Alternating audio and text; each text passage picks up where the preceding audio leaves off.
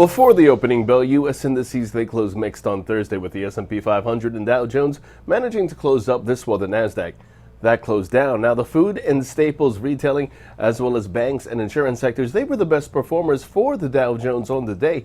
This while the combination of the media, retailing, and semiconductor equipment sectors, they were the worst performers on the session.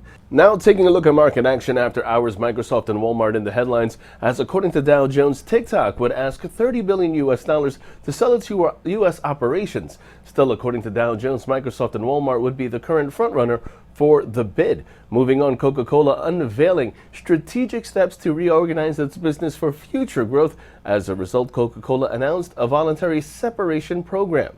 Now, in terms of expectations, today we have no major earnings expected, but on the economic docket, we do have a bit of information due out. First, we have the Jackson Hole Symposium, and before the opening bell, we have the combination of both personal income and personal spending figures, as well as U.S. wholesale inventories. Right after the opening bell, we have the release of Chicago PMI. Then 10 o'clock in the morning, we have the release of U.S. consumer sentiment. Taking a look now at the markets, the S&P 500 is where we begin. That sees the upside prevail, and that's in focus.